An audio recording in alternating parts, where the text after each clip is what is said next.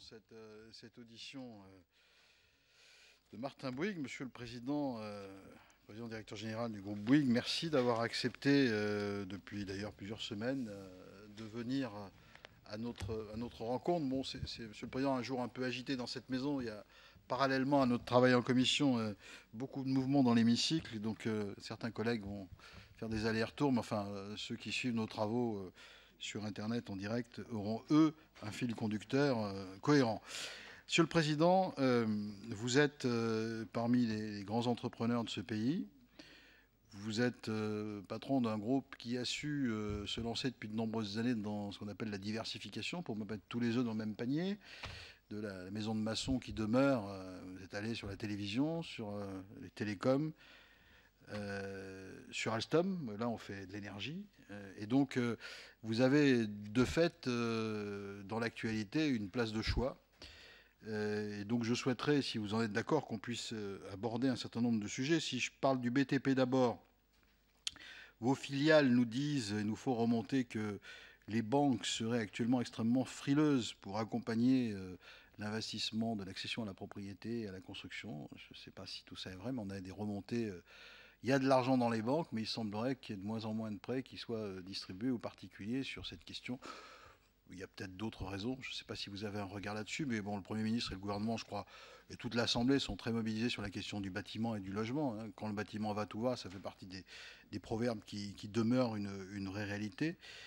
Il y a un autre sujet qui n'est pas tout à fait du ressort de notre commission, mais je pense qu'on peut quand même l'évoquer, puisque ce qu'on a appelé la convergence fait qu'aujourd'hui, ce qui est à la télévision peut aussi être sur la téléphonie avec la 4G.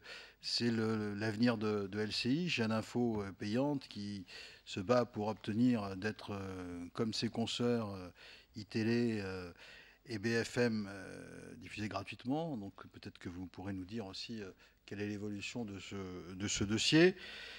Il y a la téléphonie, où M. Sikani était notre invité il y a peu, et j'ai eu l'occasion de lui dire que son mandat avait commencé avec 3 opérateurs, qu'il risquait de finir avec 3 opérateurs. Je n'ai pas cité les 3 qui resteraient, mais vous êtes en situation, vous, actuellement, de mener des réductions significatives de dépenses avec un plan social annoncé.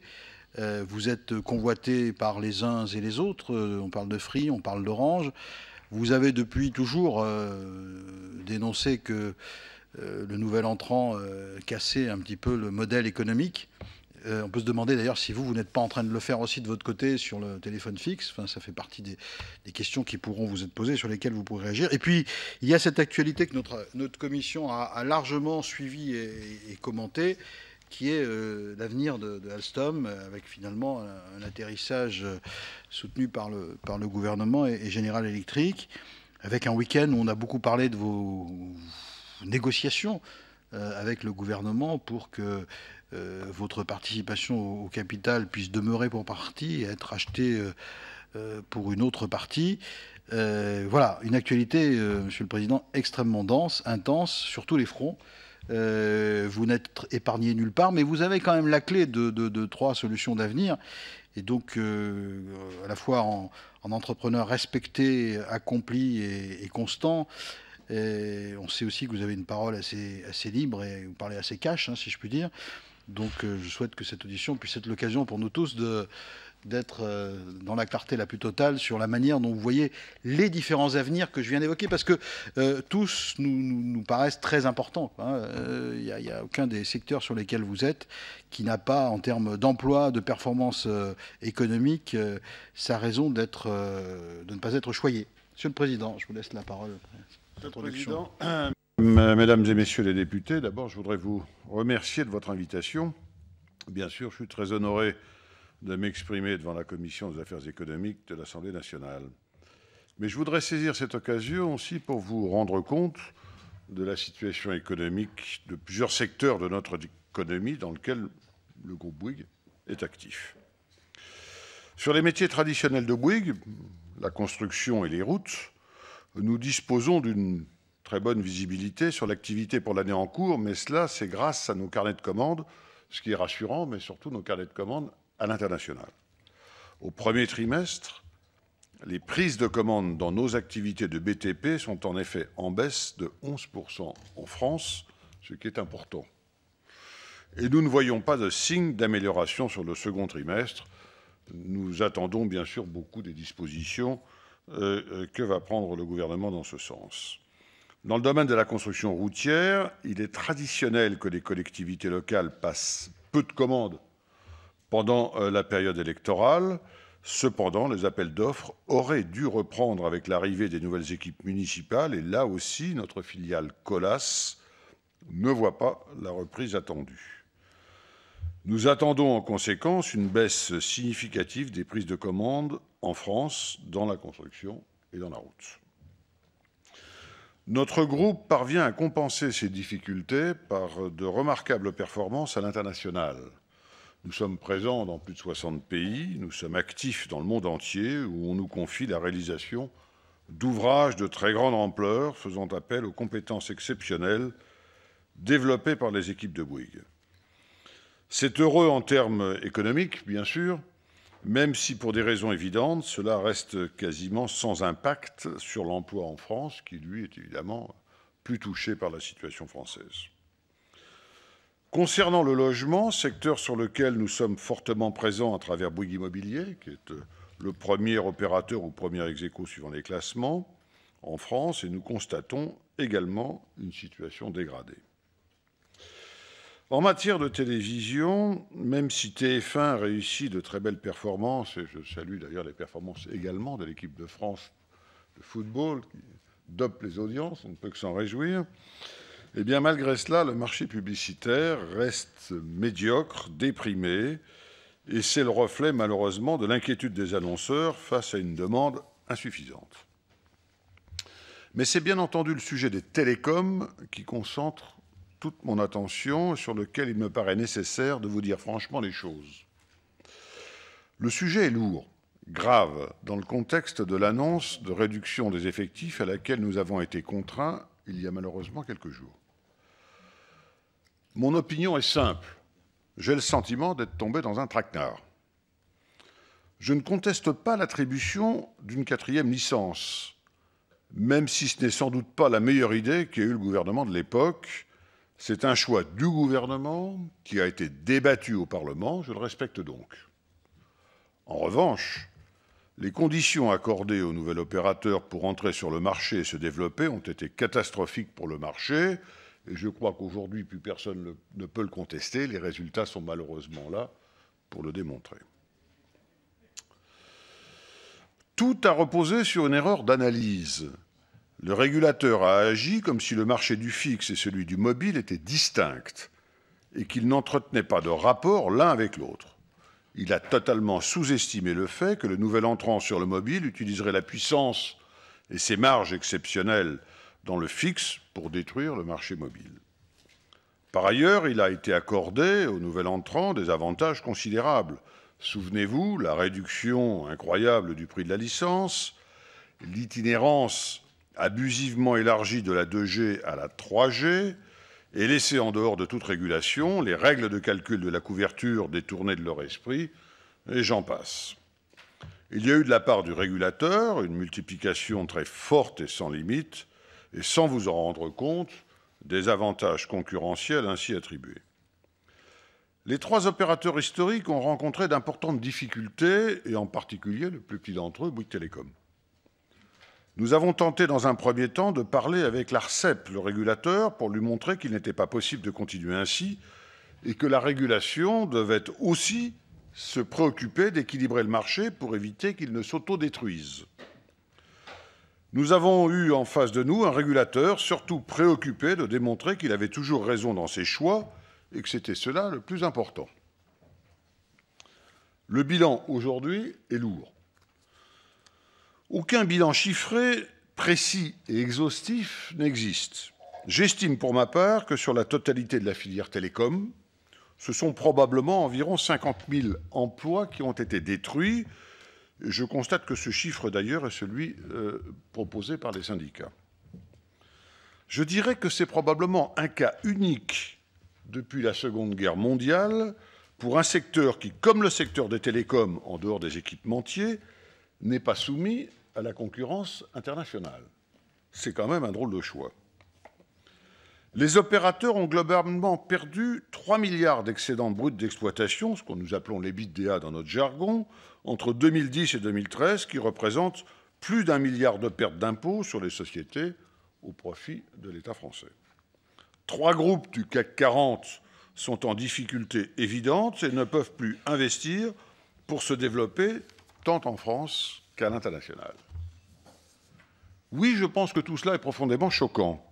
Oui, je pense que le système de régulation tel qu'il fonctionne aujourd'hui n'est plus acceptable en l'état.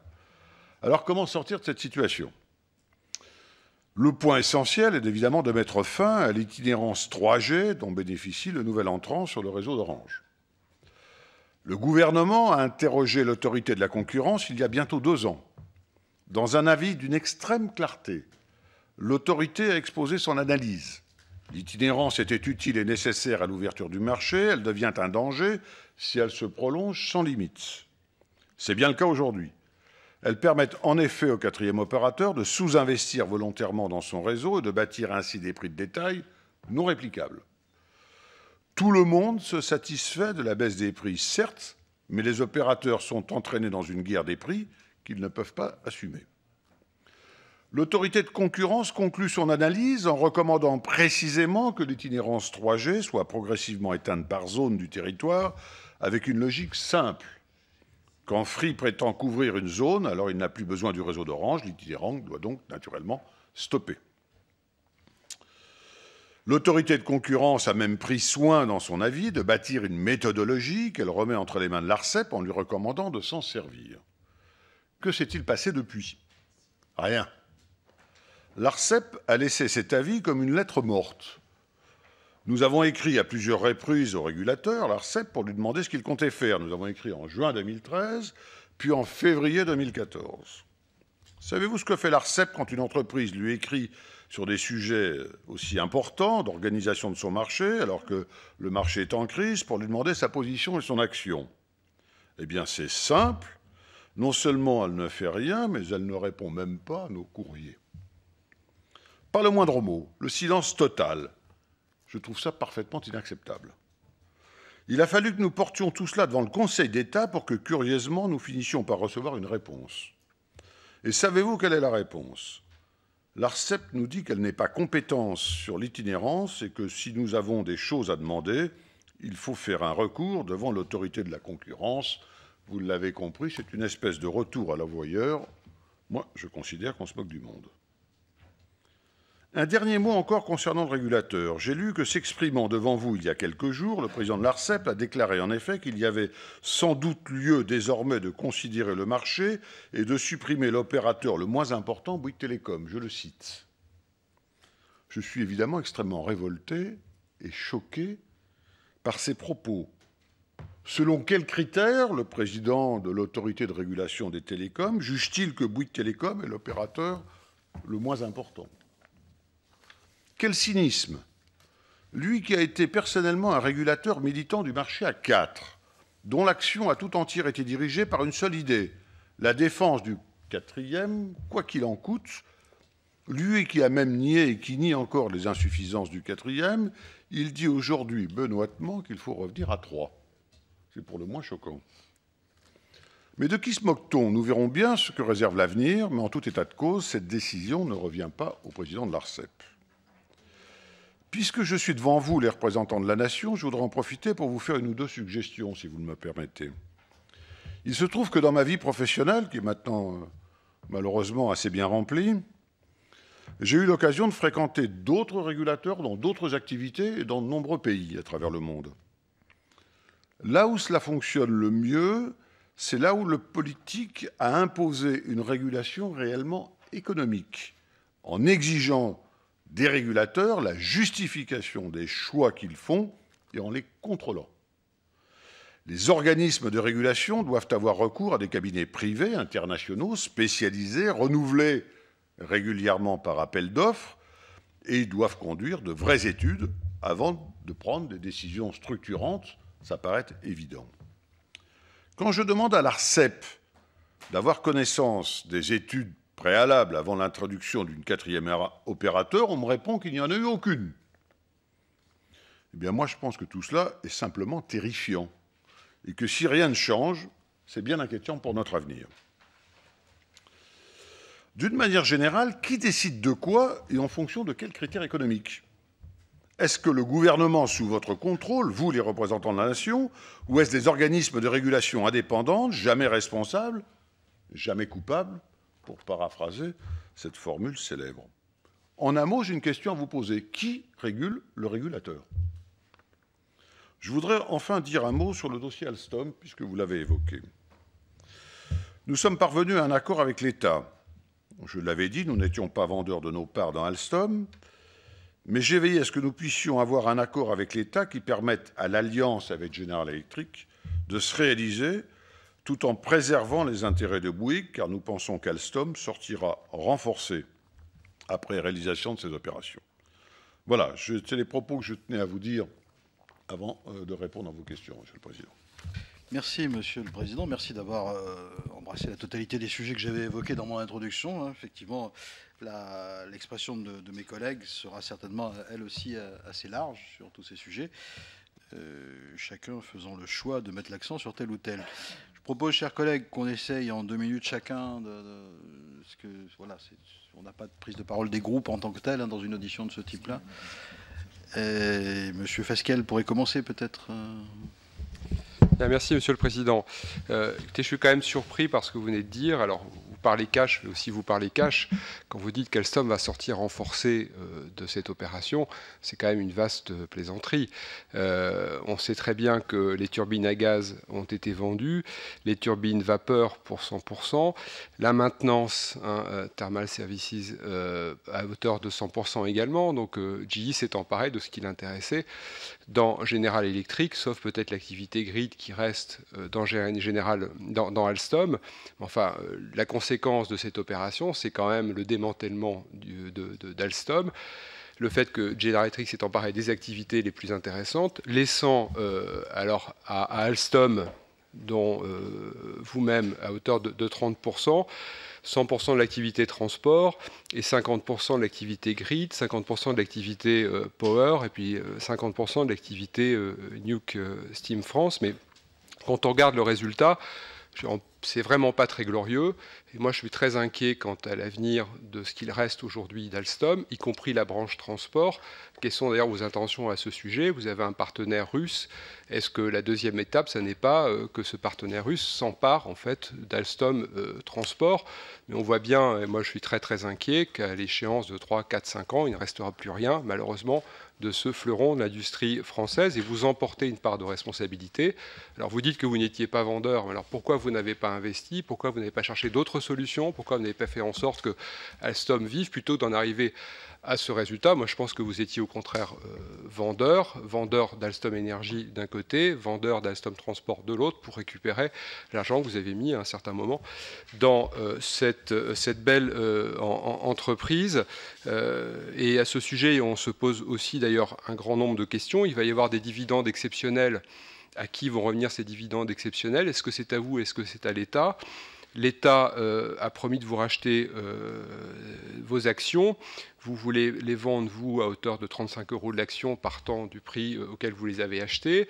Le ministre veut les racheter au prix du marché, 28 €. À quel prix, à la fin, ces actions seront finalement vendues?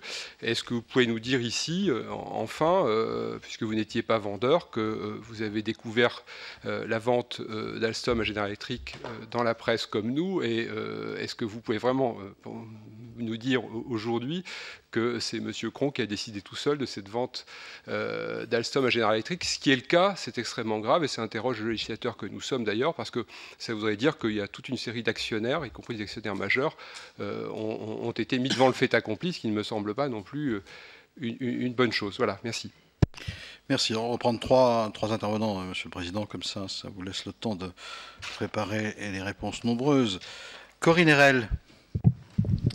Oui, merci, Monsieur le Président.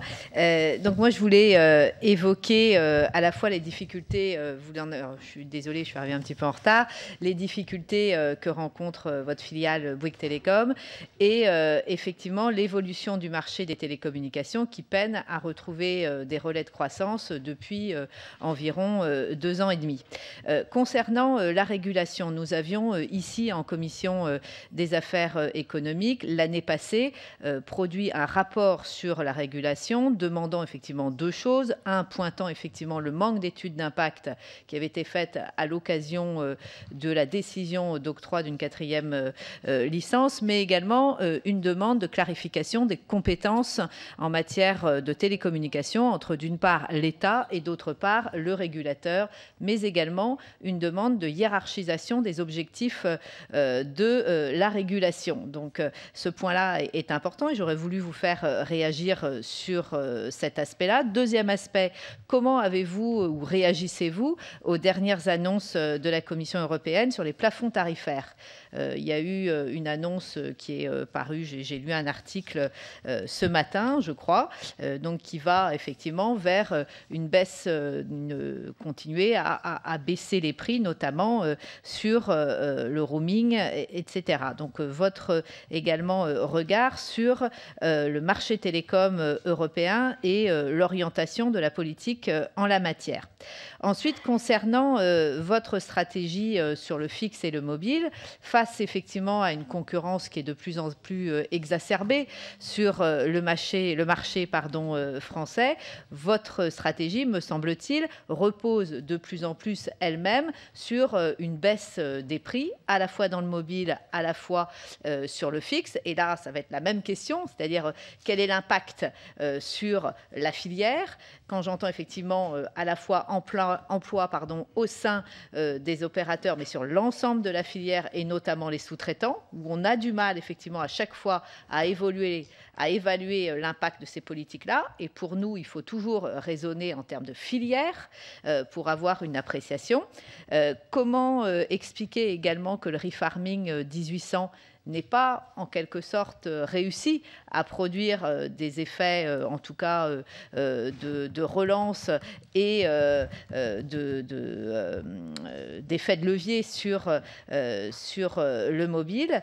Et dès lors, comment se préparer effectivement aux futurs investissements dans la 5G, et notamment avec l'explosion des trafics, et notamment d'Internet des objets et des trafics mobiles, il y aura des besoins supplémentaires de fréquences et donc des investissements nécessaires des opérateurs. Et dernière question, sur le fixe, et notamment la baisse des prix affirmée que vous avez annoncée récemment, quel effet sur la stratégie très haut débit en France, puisque là, effectivement, ça attaque du coup, enfin, je pense que c'est votre stratégie, la marge des autres opérateurs sur le fixe, qui est effectivement la base de leur modèle économique. La question, est-ce que vous êtes vendeur de Bouygues Télécom à un autre opérateur? C'est ça que vous voulez dire? Sinon, non, dans le prolongement, je la rajoute comme ça permet de l'évoquer. Janine Dubié. Merci, Monsieur le Président. Merci, Monsieur le PDG du groupe Bouygues, de venir devant nous et venir nous apporter un éclairage sur tous ces sujets. Donc moi, j'aurais 2 questions. L'une qui porte d'abord sur l'accord Alstom et General Electric. Près d'une semaine après l'annonce de cet accord trouvé entre Alstom et General Electric, est-ce que, au bout du compte, et finalement, le vrai gagnant de cet accord n'est pas votre groupe, vous qui avez réussi finalement à vendre une participation que vous aviez vous-même achetée à l'État à un prix très intéressant. Donc, est-ce que vous pourriez nous éclairer sur le prix de rachat des actions de votre groupe et quelle sera la plus-value réalisée par votre société ? Et une dernière question, en contrepartie de cet accord, avez-vous signé d'autres accords avec l'État dans d'autres domaines, comme celui des télécommunications par exemple? Donc j'en viens maintenant au plan de restructuration de chez Bouygues Télécom. votre filiale donc, a présenté le 11 juin dernier un plan de restructuration qui se traduit par la suppression de 1516 postes, soit près de 17% de vos effectifs, et qui fait suite d'ailleurs à un plan de départ volontaire que vous avez conduit en 2012 et qui concernait près de 550 personnes.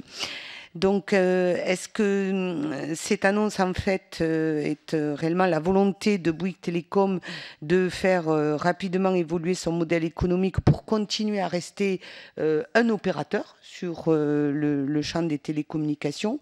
Et donc, pouvez-vous nous éclairer sur votre stratégie, notamment dans le fixe et le mobile?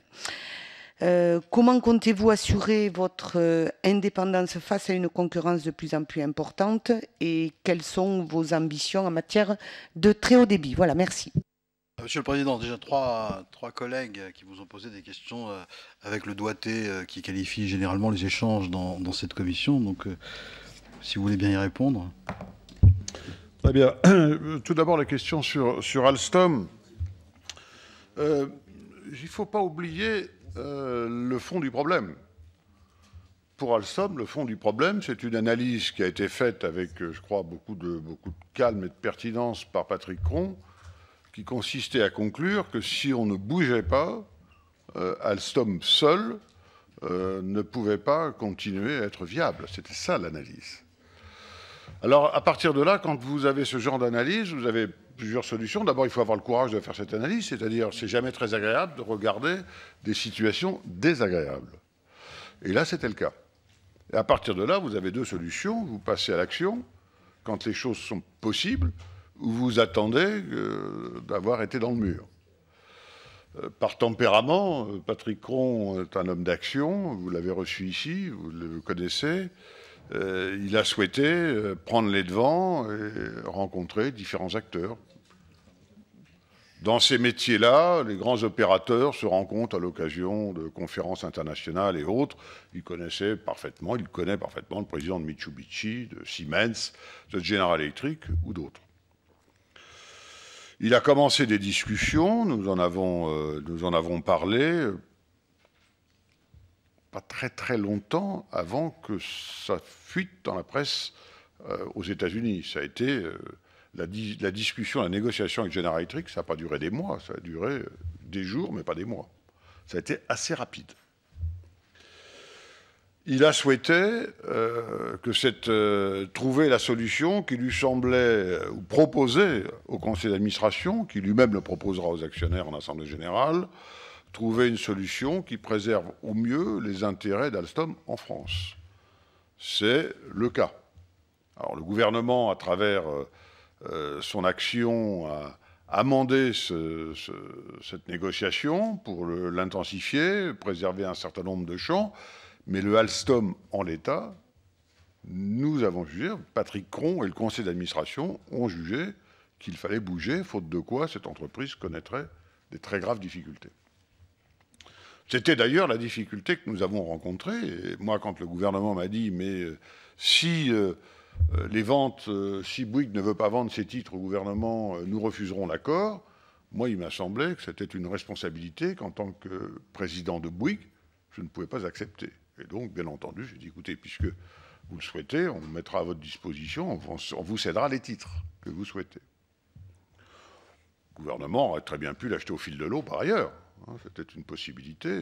Il y a 70% du capital d'Alstom, par définition, est un capital flottant, dont les transactions se font tous les jours, et donc ça ne présente pas de difficulté. Alors pourquoi Bouygues n'a pas investi? Tout simplement parce que Bouygues, en tant qu'actionnaire, d'abord n'avait pas cette décision à prendre, et puis par ailleurs, moi, vous savez, je peux mener une crise, gérer une crise, mais quand les crises commencent à s'empiler les unes au-dessus des autres, il y a un moment donné où la situation commence à devenir difficile. Je vous rappelle que moi, je me trouve dans une situation très complexe dans les télécoms, ça ne vous a pas échappé, on en parle aujourd'hui, et donc il s'est trouvé que dans Alstom, la situation était différente. Mais le problème n'était pas de faire des augmentations de capital, parce que les augmentations de capital dans Alstom, ça ne règle pas les problèmes industriels. Ça règle les problèmes de financement de problèmes industriels, si tant est que vous aviez des problèmes de financement de problèmes industriels, mais ça ne règle pas les problèmes de stratégie industrielle. C'est-à-dire est-ce qu'on a toutes les gammes de produits nécessaires, tous les réseaux commerciaux pour les vendre dans le monde entier? La réponse était, on en a une partie, mais pas tout, et ce n'est pas suffisant. Vous avez évoqué le problème du dividende exceptionnel, si tant est qu'il y a lieu. Bien entendu, la valeur des titres cédés à l'État français avec ce cours sera évidemment modifiée en fonction du montant du dividende. C'est évidemment prévu par les accords qui ont été signés, c'est évident. Est-ce que Patrick Cron a décidé seul? Non, bien sûr que non. Non, bien sûr que non. Bien entendu, il a informé son conseil d'administration comme il devait le faire, et il l'a fait. Oui, d'autant plus que le président d'une société ne peut pas décider de vendre un actif, d'abord sans la consultation préalable des organismes représentant le personnel, sans avoir obtenu toutes les autorisations administratives nécessaires. Et je vous rappelle que le conseil d'administration d'Alstom a pris la décision de soumettre cette opération à l'Assemblée générale d'Alstom. Donc le décideur ultime et essentiel dans ce processus de cession sera l'Assemblée générale des actionnaires d'Alstom. M. Guillemin, qui est secrétaire général du groupe, c'est ça? Voilà, Jean-François Guillemin, secrétaire. Et Didier Casas, c'est le secrétaire général de Bouygues Télécom. En ce qui concerne les télécoms, oui, effectivement, il semble qu'une étude d'impact aurait pu être faite, ce qui aurait peut-être permis de réguler les choses très différemment. Elle a existé, elle n'a pas existé. En tout cas, on m'a déclaré que je ne pouvais pas y avoir accès. C'est bien dommage. Il me semble qu'il y a là quand même un immense progrès à faire. Je dirais que c'est vrai des télécoms comme de la télévision d'une certaine manière. Vous m'avez interrogé sur le statut tarifaire de la Commission européenne, notamment sur le prix du roaming. C'est des arrangements purement européens, pourquoi pas? Bon, voilà, ça impacte évidemment la marge des opérateurs, et dans une période de crise, ça n'arrange pas les choses. C'est clairement une difficulté supplémentaire. Alors, fixe et mobile, l'impact de la baisse des prix, eh bien écoutez, nous, on est confrontés à une situation qui est simple. Je rappelle que dans le mobile, on a un concurrent qui bénéficie encore d'une itinérance qui permet d'alléger ses investissements et donc qui crée une distorsion de concurrence que nous estimons très préjudiciable en ce qui nous concerne. La question elle est simple, c'est que le régulateur a souhaité faire ses conditions au nouvel entrant dans le mobile en oubliant de considérer la position qu'il avait dans le fixe. Les marges dans le fixe de certains opérateurs sont supérieures à celles des grands groupes de luxe français. Donc, imaginez quand même qu'il y a de la place pour un peu d'agressivité, et c'est ce que nous avons décidé de faire. Nous avons besoin de nous développer dans le fixe. Donc nous avons fait des offres qui sont pertinentes, qui rencontrent un très vif succès, à 19,99. Vous avez pu voir quelques publicités là-dessus. Alors, je pense qu'il faut que les entreprises de télécom retrouvent par elles-mêmes un équilibre naturel. Je pense que la régulation doit avoir un impact sur tout ça. Si les conditions de régulation font que, naturellement, les opérateurs trouvent des conditions de compétition équitables, il n'y a pas de raison que l'équilibre ne revienne pas. Le refarming 1800, relance du marché, peut-être que Didier Casas peut vous en dire un peu plus. Oui, un mot là-dessus. Le refarming 1800, vous savez dans quelles conditions il a été décidé par les pouvoirs publics. Il a toute raison, il avait toute raison de produire les effets positifs qu'on attendait de lui. Du reste, ça a été une décision positive. La seule chose qui a fait que, si j'ose dire, le résultat positif attendu n'a pas été tout à fait à la hauteur des espérances, c'est qu'il se trouve qu'il y a un opérateur sur le marché qui a un nombre d'antennes 4G à peu près, enfin en tout cas très notablement inférieur à celui des autres opérateurs, qui a sorti une offre extrêmement décalée, très basse en prix, très généreuse, mais en fait avec un niveau de service très faible, puisqu'il a très peu d'antennes, vous voyez à qui je pense, et que personne n'a dit, ni au niveau des pouvoirs publics, ni au niveau du régulateur, personne, strictement personne, n'a dit que tout ça n'était pas possible, qu'on ne pouvait pas dire aux consommateurs qu'avec très peu d'antennes 4G, on vendait de la 4G.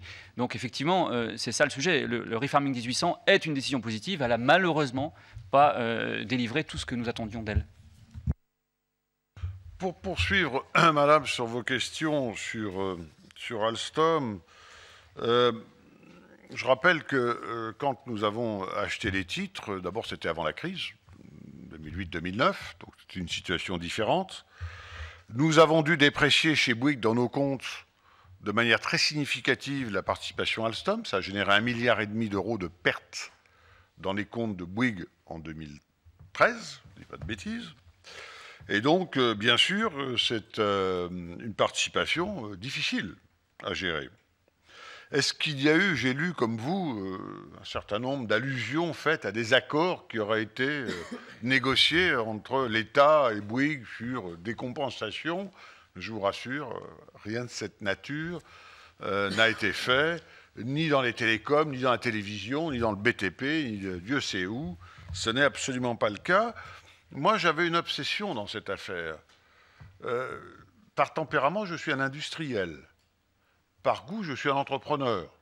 C'est-à-dire que mon métier, c'est que les entreprises, on puisse les développer et les faire croître.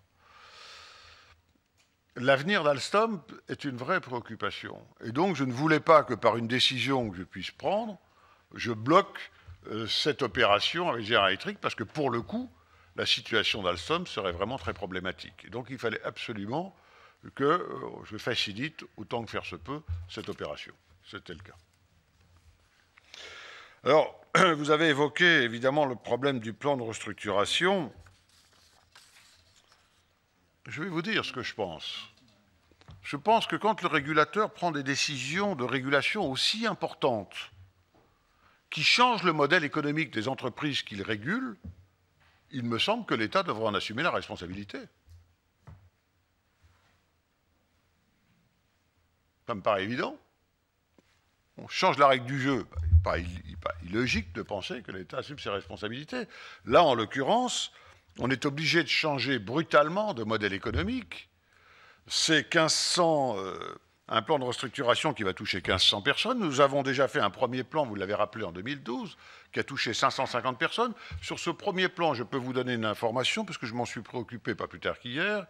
Il reste 4 personnes qui n'ont pas retrouvé encore un emploi stable. Donc, 546 ont retrouvé une situation.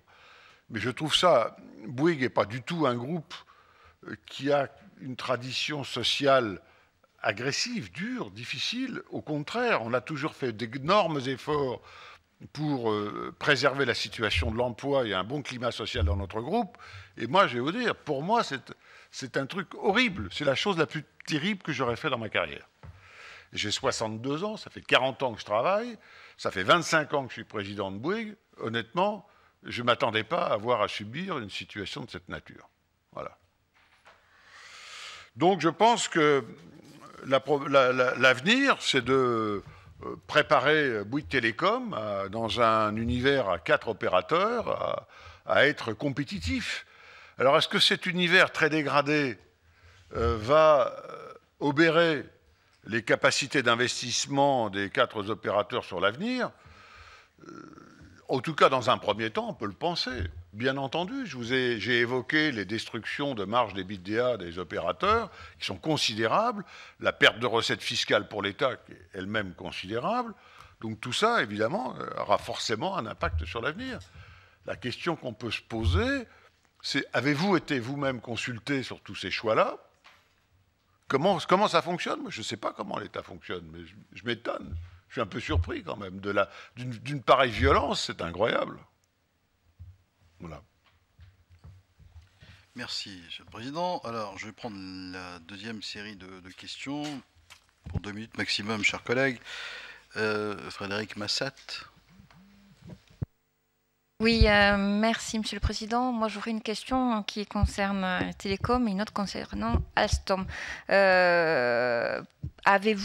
Pouvez-vous nous dire, le cas échéant ou pas, si vous avez une stratégie de rapprochement avec un autre opérateur ou pas actuellement.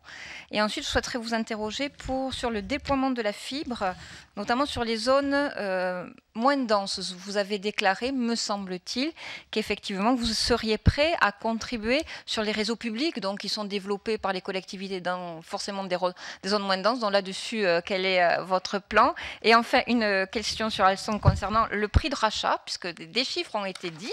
Donc moi, je me permets de façon naïve de vous le demander. On a dit qu'effectivement, 28 € le cours actuel, vous n'étiez pas vendeur, que vous, votre prix, d'après ce que dit la presse, et moi je ne fais que relater, serait 35 €. Donc le juste prix serait lequel? Je vais d'abord répondre sur les télécoms. Le rapprochement avec un autre opérateur, écoutez, pour le moment, il n'y a rien de concret. Moi, si tel ou tel opérateur, mais M. Montebourg a fait une déclaration en ce sens, mais si tel ou tel opérateur veut faire veut étudier des solutions, pourquoi pas? Pourquoi est-ce que ce serait forcément Bouygues Télécom qui serait le dindon de la farce? En vertu de quel principe? Pourquoi? Simplement parce que la régulation l'a voulu comme ça, c'est quand même un choix un peu étrange. Donc, pour le moment, rien ne se fait dans ce domaine.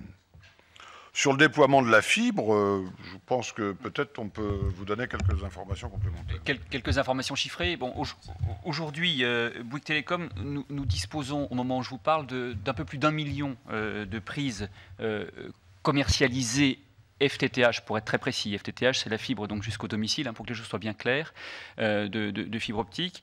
Et nous avons un objectif d'1,4 million de prises commercialisées en fibre jusqu'au domicile à la fin de cette année. L'essentiel de ce parc est en effet situé dans les zones les plus denses du territoire, c'est tout à fait exact. C'est d'ailleurs le cas aussi de l'ensemble de nos concurrents. Pour ce qui concerne le déploiement de la fibre, et c'était votre question, mais je pensais qu'il fallait replacer dans le contexte, pour ce qui concerne le déploiement de la fibre optique dans les zones les moins denses du territoire, elle est aujourd'hui surtout le fait, vous l'avez indiqué, des collectivités territoriales à travers les réseaux d'initiatives publiques. Et nous avons indiqué, il y a de cela plusieurs mois déjà, que Bouygues Télécom était tout à fait prêt à être présent sur les réseaux d'initiatives publiques dès lors que ceux-ci prévoyaient à leur catalogue ce qu'on appelle techniquement une offre de bitstream, pardon de ce jargon, qui est ce qu'on appelle une offre de service activé, disponible pour qu'un opérateur comme nous puisse se brancher finalement sur ces réseaux. J'ajouterais, pour préciser le point de Didier Casas, que Bouygues Télécom a la chance d'avoir un réseau de qualité existant, qui vient d'ailleurs d'être classé numéro 2 par un classement que vous avez vu la semaine dernière, sorti par l'ARCEP. Et on a également un portefeuille de fréquences important. Et notamment, je pense que dans un certain nombre d'endroits, on va pouvoir mixer à la fois la fibre optique et la 4G pour pouvoir déployer, faire des offres à haut débit à des coûts plus accessibles dans les régions les moins denses. Concernant le sujet Alstom, peut-être que Jean-François Guillemin va vous donner des précisions plus importantes sur le prix. Vous êtes un vrai président de séance, Monsieur le Président. Hein, allez-y, Monsieur le Secrétaire Général.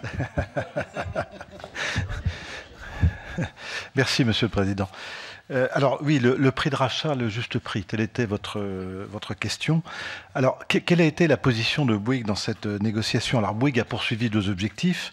Le premier, c'est de faire ce qu'il fallait pour remplir la condition posée par le gouvernement. Je vous rappelle que tant le ministre Arnaud Montebourg que le président de la République ont dit très clairement, on fait de l'entrée de l'État dans le capital d'Alstom une condition de toute forme d'accord du gouvernement au partenariat entre GE et Alstom. Donc on a fait ce qu'il fallait pour satisfaire cette condition. Alors bien évidemment, l'autre objectif de Bouygues, c'était de ménager les intérêts de la société Bouygues et de ses actionnaires.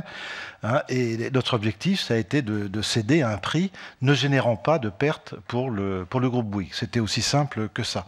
Alors, vous avez raison, l'État envisageait d'acquérir tout de suite, puisque ça c'est apparu dans la presse, les 20% au prix de... Alors moi j'avais retenu 27 €, vous dites 28 € par action, enfin en gros le cours de bourse, et Bouygues ne pouvait absolument pas accepter cette transaction, car cela nous aurait conduit à enregistrer des pertes, et comme l'a rappelé le président Martin Bouygues, nous avons déjà effectué une dépréciation dans les comptes 2013. Alors, cela aboutit donc à l'octroi de promesses de vente au bénéfice de l'État, que l'État peut exercer à différentes périodes. Je vous rappelle que l'État n'est pas forcé d'acheter. L'État peut acheter toujours sur le marché au fil de l'eau, s'il le souhaite, à un prix inférieur au fameux 35 €. Il a tout à fait cette liberté, mais il a la possibilité d'acheter à 35 € au cours de 2 périodes. Je pourrais l'expliquer si vous le souhaitez. Alors, il est très important de souligner, comme l'a déjà dit M. Bouygues, c'est qu'il s'agit de 35 € ajustés de la distribution exceptionnelle qui pourrait avoir lieu s'il en est décidé ainsi par Alstom. Par exemple, si la distribution est de l'ordre de 10 €, je prends un exemple théorique, eh bien le prix ne serait pas 35 €, ce serait autour de 25 €. Voilà. Et alors pourquoi cette somme-là? Alors, les titres Alstom sont environ de 35 € dans les comptes de Bouygues. Et alors pourquoi 35 €? Parce qu'on a effectué des études financières conduisant à effectuer cette dépréciation. Et ces études ont été confirmées par celles qui ont été faites par ailleurs, à la fois d'ailleurs, j'imagine, par les conseils d'État, les conseils de l'État et Alstom. C'est qu'on pense qu'après l'opération GE, le cours pourrait se situer aux environs de ces 35 €. Alors je répète, ajusté, toujours bien sûr. Et l'État, bon, décidera ou pas, mais il n'est pas... aujourd'hui, il est tout à fait plausible que la valeur se situe à ce niveau-là. Voilà. Bien, alors si vous le permettez, je vais quand même donner la parole à l'ensemble des collègues et vous ferez des réponses globales ensuite, parce qu'il y a des questions qui vont se recouper. Voilà, parce que sinon, effectivement, l'audition va être toujours passionnante, mais à 22h30, peut-être nous y serons encore. Donc, est-ce que je peux donner la parole à Jean-Luc Laurent? Volontiers, Monsieur le Président. Ce sera pour un autre sujet qui est en prise avec l'actualité. La Coupe du Monde de football, Monsieur le Président, et un match commence en ce moment, qui n'est pas retransmis sur TF1, filiale de votre groupe. J'ai interpellé le gouvernement sur les conditions de la diffusion de la Coupe du Monde. Je profite de votre présence pour vous interroger également et comprendre la logique du point de vue de l'entreprise. Les Français ont découvert avec effarement que vous avez acheté les droits de cette compétition pour 130 millions d'euros avant de les revendre à Being Sport. Après les pouvoirs publics qui ont, de mon point de vue, échoué dans leur mission de régulation, c'est donc vous qui êtes responsable de la semi-invisibilité de cette compétition, ce qui est une première et c'est très regrettable. D'après les journaux, malgré cette revente, votre chaîne va perdre de l'argent dans cette compétition. Tout ça est parfaitement légal, évidemment, et tout ça est profondément absurde économiquement, de mon point de vue. Et au final, les téléspectateurs français sont les victimes de ce jeu de prestige, de surenchère et de communication. Lionel Messi et l'Argentine jouent en ce moment même, le match commence, TF1 ne diffuse pas. Pouvez-vous me dire quel est le sens de cette demi-diffusion pour TF1? N'avez-vous pas le sentiment de tuer la compétition que vous diffusez? Quel sens donnez-vous à cette acquisition-cession qui débouche sur une diffusion partielle, qui est même parfois désinvolte? Un événement de cette qualité mérite un diffuseur, Monsieur le Président Directeur Général, à la hauteur. Je n'ai pas l'impression, pour la Coupe du Monde, que ce soit le cas de votre chaîne, ni de celle de vos associés qataris qui ont inventé à cette occasion le low-cost à péage. Enfin, et on est dans le domaine de la communication et dans le domaine économique, au moment où vous contribuez à rendre la Coupe du Monde à moitié invisible, vous travaillez d'arrache-pied pour rendre visible LCI. Je suis vraiment très curieux de connaître votre point de vue et votre réponse. Alors, Marie-Noëlle Battistel. Oui, merci Monsieur le Président. Ce sera très rapide puisque ma collègue a déjà posé la question qui concernait votre plan de déploiement de prise de fibre et également votre participation et intervention en zone peu dense pour limiter les inégalités entre les territoires. Vous y avez largement répondu. Et ma deuxième question était celle d'un éventuellement rapprochement avec un autre opérateur. Vous y avez également répondu. Donc j'ai les réponses que je voulais. Merci beaucoup. Très bien, merci de l'admettre. Audrey Linkenheld. Merci Monsieur le Président. Moi aussi, j'ai à peu près les réponses que je voulais sur le numérique et les télécoms, mais du coup, je vais peut-être en profiter pour poser une petite question, puisque vous y avez fait allusion concernant plutôt l'immobilier et le BTP, sujet qui m'est cher. Vous nous avez dit tout à l'heure que vous attendiez beaucoup du gouvernement. Or, depuis 2 ans, le gouvernement soutenu par le Parlement a introduit un nouvel outil d'investissement locatif, dont il vient d'annoncer d'ailleurs l'élargissement pour certaines métropoles, fait voter une première loi sur la cession des terrains publics pour produire du logement et le renforcement des obligations en matière de logement social, fait voter une deuxième loi, la loi Allure, qui régule et qui innove, notamment au plan de l'urbanisme. Vous étiez le rapporteur, enfin la rapporteure, pardon. Tout à fait.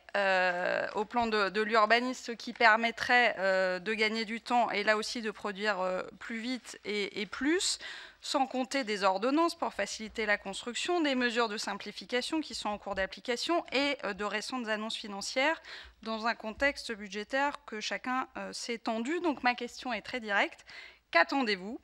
Attendez-vous du gouvernement encore de nouvelles lois ou de nouveaux décrets en matière d'immobilier et de construction ? Si oui, lesquels ? Ou bien attendez-vous plutôt une mise en musique plus opérationnelle des mesures qui ont déjà été prises, ce qui passe plutôt dans ce cas-là par une stabilité juridique et surtout par une mobilisation sur tout le territoire des acteurs publics, mais aussi des acteurs privés. Merci. Alors, Monsieur le Président, encore un peu de patience. J'ai 3 demandes de questions. Jean-Pierre Leroc. Merci, Monsieur le Président. On prête certaines vertus au capitalisme familial, dont vous êtes, Monsieur le Président, directeur général, un fleuron national. Les entreprises familiales privilégient la durée. Elles sont plus réticentes, je vous ai entendu tout à l'heure, à supprimer les emplois. Et elles sont également très attachées à leur territoire, c'est-à-dire à leur pays et à son devenir. Mais si l'on regarde les difficultés de PSA avec l'appel à un investisseur chinois, ou celle d'Alstom, dont vous êtes le premier actionnaire, et qui doit faire appel à un investisseur américain, on peut se demander si ces entreprises familiales sont taillées pour la mondialisation. Bien sûr, il y a des contre-exemples, comme Michelin, qui arrive à concilier actionnariat familial et leadership mondial. Donc je souhaiterais entendre votre point de vue sur cette question de la place du capitalisme familial dans la mondialisation. Merci. Michel Sordi. Merci, Monsieur le Président. Monsieur Bouygues, vous disiez tout à l'heure, le BTP, moins 11%, croyez bien qu'on le regrette tous. Je parle là comme maire, je suis maire d'une commune en Alsace, et c'est vrai que aujourd'hui, les communes aussi traversent une période difficile. Les communes aussi ont des baisses de dotation. Les communes aussi supportent la crise. Mais je pense que les maires que nous sommes, et nous sommes plusieurs ici, sommes attentifs à maintenir le niveau d'investissement pour 2 raisons. D'abord parce qu'il y a toujours des besoins à satisfaire, bien sûr, pour nos concitoyens. Et deuxièmement, on sait pertinemment que derrière, c'est des emplois et des emplois de proximité. Donc, au travers de nos investissements, on équipe notre commune ou notre collectivité. En même temps, on maintient l'activité. Sachez simplement que les maires sont conscients et qu'ils font tous les efforts qu'il faut pour essayer de maintenir leur niveau d'investissement. Petit 2, je me permets juste une allusion pour Madame, qu'est-ce qu'on attend pour repartir? Je crois qu'aujourd'hui, bien sûr, on a besoin de simplification, ça a été dit, puis surtout de retrouver un peu la confiance. Et si aujourd'hui, il n'y a pas d'investissement, c'est parce qu'il y a une crise de confiance, c'est parce qu'aujourd'hui, le couple qui veut investir, s'il y a difficulté sur l'emploi de l'un ou de l'autre, eh ben on attend, et à force d'attendre tout le monde, personne n'achète, personne n'investit. Donc il faut retrouver un climat de confiance et un peu de sérénité dans les variations des taxes, des impôts, etc. Je crois que c'est le gros déficit qu'on a aujourd'hui.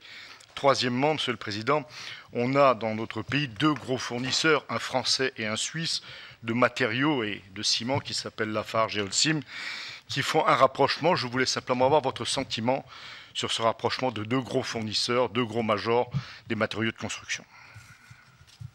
Merci. Laurence Dumont. Merci, Monsieur le Président. Monsieur le Président, je suis député du Calvados et je vais vous poser une question qui peut paraître un petit peu décalée par rapport à tous les sujets qui ont été évoqués. Vous savez qu'on a vécu il y a quelques semaines un 70e anniversaire du débarquement qui a marqué les esprits. Et le devoir de mémoire et de transmission aux jeunes générations a été au cœur de ces cérémonies. Or, il se trouve que dans les Ardennes, à Revin, il y a un pont qui est fait avec des passerelles qui viennent du port artificiel d'Arromanches, du port qui avait été fabriqué. D'ailleurs, il y avait un reportage extraordinaire hier sur la chaîne parlementaire expliquant la construction de ces passerelles et de ce port artificiel d'Arromanches. Or, votre entreprise a été choisie par le Conseil général des Ardennes pour remplacer ce pont, qui s'appelle le pont Saint-Nicolas, dans la commune de Revin. Et voilà, donc vous avez gagné le marché, c'est parfait, tant mieux pour vous. La question, c'est qu'une des passerelles a déjà été déposée lundi dernier. Il en reste 3 qui vont être déposées en septembre. Et vous imaginez bien que comme député de Normandie et député du Calvados, j'ai du mal à imaginer que ces passerelles puissent partir à la ferraille, ce qui aujourd'hui est prévu. Alors, je vous dis que le prix à la tonne ne rapporte pas grand-chose, hein. J'ai eu d'ailleurs un de vos collaborateurs qui m'a éclairé sur le sujet. Mais la question, c'est, je ne vous demande évidemment pas une réponse immédiate et je vous laisserai un courrier, c'est est-ce que je peux compter avoir votre appui au moins pour m'aider à porter cet ambitieux projet, sachant qu'il ne reste que quelques unités de ces passerelles. Il y en avait des centaines dans le port artificiel d'Arromanches, il en reste quelques unités en France. La moindre des choses, ce serait de trouver les voies et moyens pour rapatrier un certain nombre de ces passerelles qui, après-guerre, avaient été transportées d'Arromanches jusqu'au fin fond des Ardennes pour aider à la construction de ponts nécessaires à l'époque et qui maintenant, pour ce fameux devoir de mémoire, je crois, serait utile au moins quelques unités à rapatrier en Normandie, les collectivités locales, etc., bien évidemment, faisant leur devoir. En tout cas, je vous laisserai un courrier, mais si vous pouviez me donner un petit peu votre sentiment déjà à froid, je vous en remercie par avance, Monsieur le Président.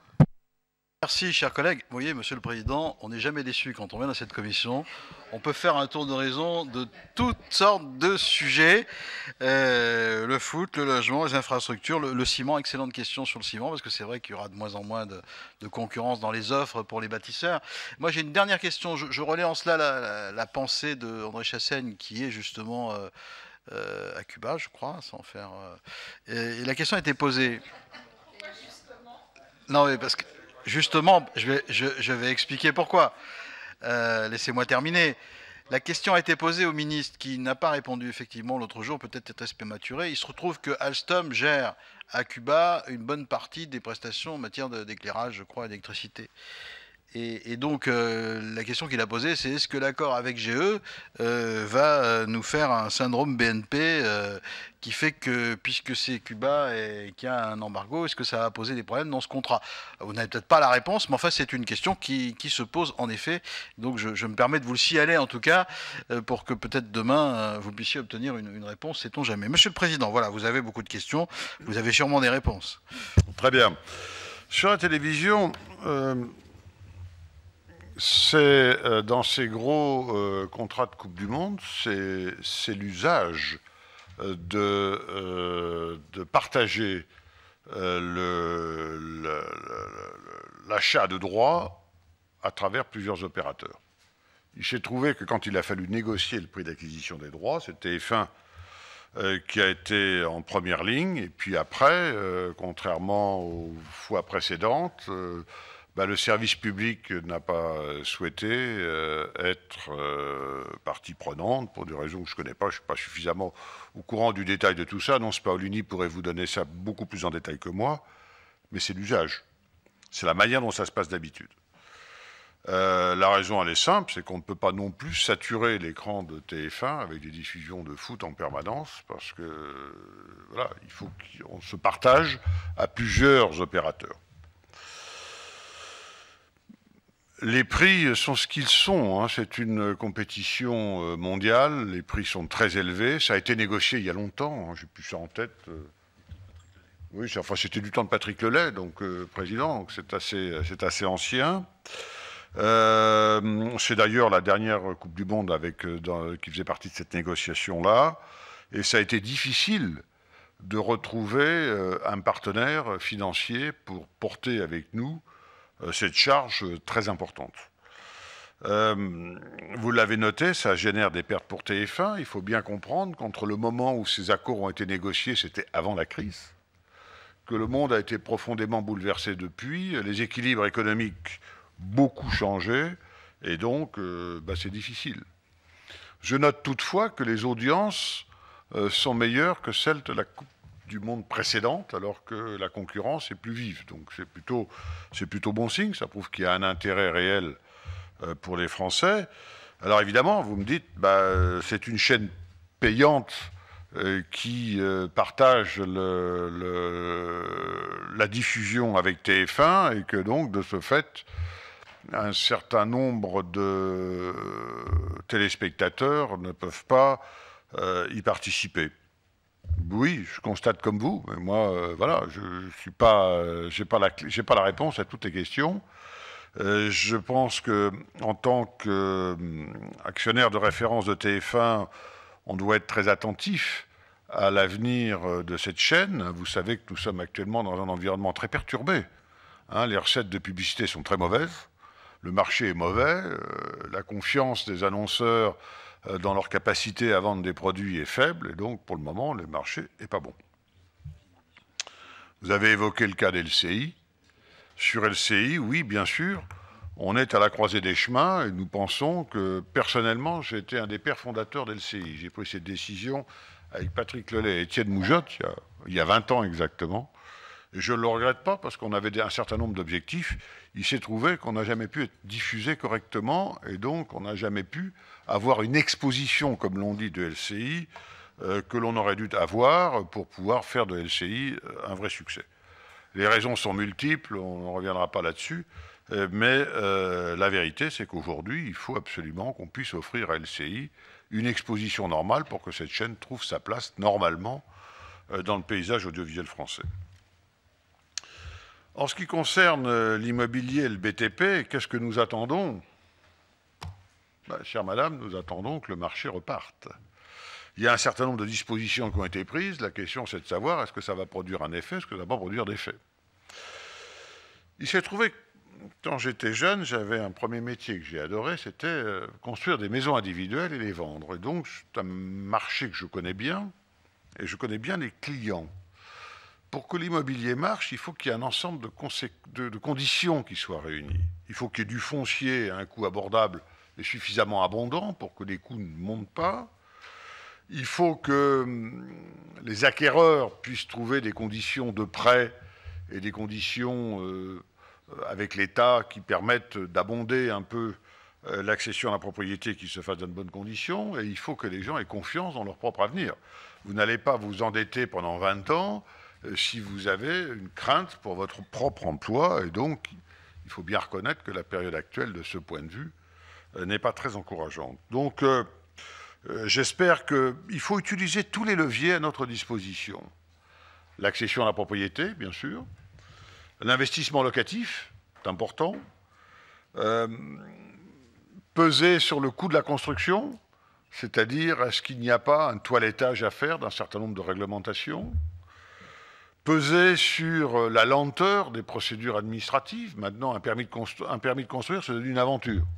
Bon, est-ce bien raisonnable, etc., etc. Et je pense que c'est beaucoup de petites choses mises les unes au bout des autres qui remettront la machine en route. Je crois que le président de la République avait, pendant sa campagne, affiché des objectifs ambitieux en matière de construction de logements, et je pense qu'il avait raison. Eh bien, on en est loin, et je pense que j'attends de ces nouvelles mesures qu'elles remettent le marché sur les rails, et moi, personnellement, je suis confiant. Je pense que le logement, c'est un contrat de confiance entre les acheteurs, les loueurs, c'est tout un marché. Et donc, il faut rebâtir ce climat de confiance. Monsieur, vous avez évoqué le problème du capitalisme familial. Qu'est-ce qui le caractérise? Je pense qu'une caractéristique du capitalisme familial, c'est de considérer que dans une entreprise, la chose la plus importante, ce sont les équipes d'hommes et de femmes qui constituent l'entreprise. Quelles valeurs voulons-nous partager? Comment voulons-nous fonctionner les uns envers les autres? Quelles règles voulons-nous préserver? Et c'est ça ce qui fait la force d'une entreprise. Le capitalisme familial, je dirais qu'il a cette capacité d'avoir une certaine rémanence dans ses efforts et dans sa stratégie.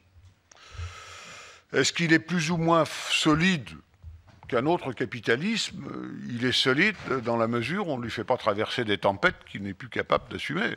Alors, ce n'est pas le cas de Bouygues, mais quand même, il est vrai que dans les télécoms, c'était difficile de prévoir qu'il nous arriverait une telle aventure. Je rappelle qu'on a investi pendant longtemps, on a été en perte pendant longtemps, on a été très agressé sur le sujet. On a fini par trouver un certain équilibre économique. Jamais concernant Bouygues Télécom, les marges que j'ai pu y lire ici ou là, qui sont totalement farfelues. J'ai entendu des 50% de marge, c'est totalement farfelu. Jamais Bouygues Télécom n'a fait ça. Malheureusement, je suis le premier à le regretter. Croyez-le bien. Donc tout ça, c'est du n'importe quoi. C'est des propos de bistrot. Je pense qu'il faut rester sérieux. Le capitalisme familial représente une solution capitalistique en France utile et nécessaire. Je pense à toutes les entreprises que nous connaissons bien. Je pense à Jean-Claude Decaux, qui est notre partenaire chez Bouygues Télécom. Je pense à Michelin, qui est une merveilleuse entreprise française. Je pense à toutes ces très belles entreprises. Bon, bien, c'est pas la panacée, c'est une solution parmi d'autres, et je pense que c'est une solution durable, intéressante et intelligente. Ce qu'il faut, c'est que les capitalistes familiaux puissent continuer à pouvoir être des capitalistes familiaux, c'est-à-dire puissent continuer à posséder leurs entreprises, totalement ou partiellement, et puissent les diriger normalement. Ça me paraît très important. Voilà ce que je voulais dire sur le sujet. C'est évidemment un sujet auquel je suis très attaché. Bouygues, aujourd'hui, a été créé il y a 62 ans, et je crois qu'à cette caractéristique originale de n'avoir eu que 2 présidents en 62 ans, ce qui n'est pas beaucoup. C'est assez unique, je crois. Voilà, c'est un peu rare. Alors, vous avez évoqué l'importance du BTP dans la vie de vos communes. Ce n'est pas moi qui vous dirai le contraire, bien sûr. J'ajouterai une chose. Il ne faut jamais oublier qu'une économie ne peut pas se développer sans infrastructure. Ça n'existe pas. Et je pense que de nombreux pays à travers le monde l'ont compris, certains pays ne l'ont pas compris et n'arrivent pas à développer facilement leur économie. Je pense à l'Inde particulièrement, qui n'a pas suffisamment encore investi dans ses infrastructures et a du mal à développer son économie suffisamment comme il l'aimerait, parce que précisément, ces infrastructures ne sont pas à la hauteur. Donc je pense que de toutes les manières, un pays moderne comme la France a un évident besoin de développer naturellement ses infrastructures de toutes sortes. Et de ce point de vue, nous sommes évidemment un opérateur et un acteur à la disposition des collectivités territoriales et de l'État pour le faire, bien sûr. Vous avez évoqué le problème de la situation des fournisseurs de matériaux. Je me réjouis d'abord de voir qu'une grande entreprise comme Lafarge devient un leader mondial dans son métier, producteur de ciment. Il appartient aux régulateurs type autorité de la concurrence française ou européenne de s'assurer que le niveau de compétition est suffisant pour que les prix restent compétitifs sur le marché du ciment. Je suis certain que ça doit être le cas, mais je me réjouis malgré tout de voir que on crée un grand opérateur mondial dans une matière première importante, le ciment. L'acier, malheureusement, la France est un peu sortie du jeu, l'aluminium également. Je me réjouis de savoir qu'elle peut le rester dans le domaine du ciment. C'est plutôt, je crois, une bonne nouvelle. Voilà. En ce qui concerne la passerelle normande, chère madame, je n'ai pas la moindre idée de ce dont on parle. Est-ce que c'est 1 tonne? Est-ce que c'est 1000 tonnes? Bon, il faut... Pardon? 40 tonnes la passerelle. Bon, il faut regarder, savoir de quoi on parle, dans quel état elles sont, est-ce que ça se démonte pas, est-ce que ça se transporte pas. Je vous propose de regarder le sujet avec mes collaborateurs et que nous puissions en reparler, et je vous tiendrai informé. Enfin, concernant, Monsieur le Président, Cuba, je vais poser la question à Alstom de savoir est-ce que ça va changer quelque chose mais peut-être que Jean-François a des informations. Oui, vous savez que Bouygues est présent dans 80 pays, donc ces législations ayant pour objet des embargos, ce sont des choses avec lesquelles on vit je dirais presque au quotidien. C'est toujours très compliqué. Donc, je ne suis pas capable de vous répondre s'agissant des activités d'Alstom. Mais par exemple, s'agissant de Bouygues, nous travaillons à Cuba depuis de nombreuses années. Nous travaillons aussi aux États-Unis. Et nous bénéficions nous le faisons en étant dans le champ d'application d'une exception délivrée par le président des États-Unis lui-même. C'est dans la législation américaine, c'est comme ça. Il y a un décret présidentiel permettant aux entreprises européennes de travailler dans ces activités-là à Cuba, là c'est le bâtiment, et aussi de travailler aux États-Unis. Donc, s'agissant d'Alstom, il faut faire un peu d'exploration législative et réglementaire pour répondre précisément à cette question. Et voilà, je pense qu'aussi le gouvernement français aura certainement son mot à dire dans les relations avec General Electric, mais c'est vrai que Cuba, je crois, doit avoir des centrales Alstom. Oui, absolument, ça je vous le confirme. Et puis comme on a des liens d'amitié et que notre groupe d'amitié parlementaire est en relation, la question a été posée, c'est pour ça que je me faisais le relais. Je suis aussi membre de ce groupe, d'ailleurs, d'amitié. Et c'est vrai que c'est un point important de savoir si Alstom pourra conserver ses prestations dans ce cadre-là. Mais bon, on posera la question aussi directement à General Electric. Comme ça, on aura peut-être une réponse complémentaire. Merci. Merci, Monsieur le Président. Merci à vos collaborateurs de vous avoir accompagné. Pardon un peu de cette audition qui est victime à la fois d'autres activités dans la maison, mais qui était très attendue. Et je pense qu'on n'a pas été franchement déçus par la clarté de vos réponses, en tout cas. Et M. Sidi Canune, il nous regardait avec attention, mais il est habitué à ce qu'ici, on ne dise pas toujours du bien du régulateur. Voilà. Merci. La séance est levée. Mesdames, Messieurs, merci.